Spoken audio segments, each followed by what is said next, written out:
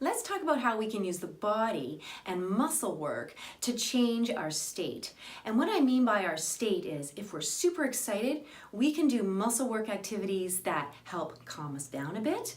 And if we're feeling super low or tired or sluggish, or we are in a stress state, we can also use muscle work to bring us back to a calm, more level state and a just right state for the tasks that we have to do. So why do we use muscle work?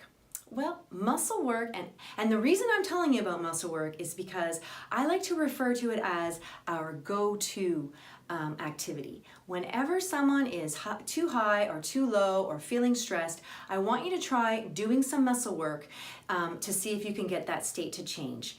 And you're going to use this in a variety of settings. It might be before you do hair brushing. It might be before the child has to go into a doctor's office. There's lots of ways and reasons to use it. And I want you to remember when you are like, uh-oh, things aren't going well, my child's starting to escalate, I gotta use some heavy muscle work. So what do I mean by heavy muscle work?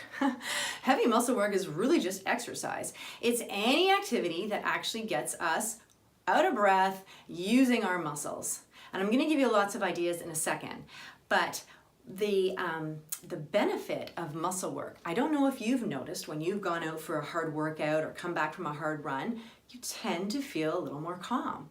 Well, what happens is muscle work has this calming effect on our nervous system and generally puts us in a more relaxed state. The other thing muscle work does is it releases dopamine. It helps the body process the dopamine, which is our feel-good pleasure hormone, and that gives us that more relaxed, feel-good state. So that's what's happening neurochemically. So what are some things you can do?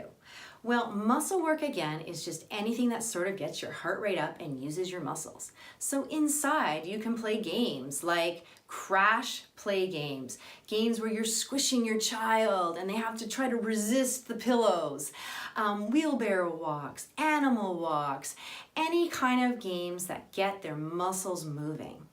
You can involve your child in household activities. So get them sweeping the floor, get them carrying in the grocery bags and putting away heavy things. Get them to carry the laundry basket up to their room, and getting that lifting and carrying activities, pushing or pulling things will be great activities to get those muscles going. What can you do outside? Well, you can play lots of games, hopscotch, drawing on the sidewalk with sidewalk chalk, climbing trees, riding bikes, going out and running hills, playing on playground equipment. Anything with climbing, swinging, hanging are all excellent activities to get those muscles going. And for older kids, you know, teenagers, you can still do lots of muscle work. They can join sports teams, or they can be in band, or they can do woodworking tasks.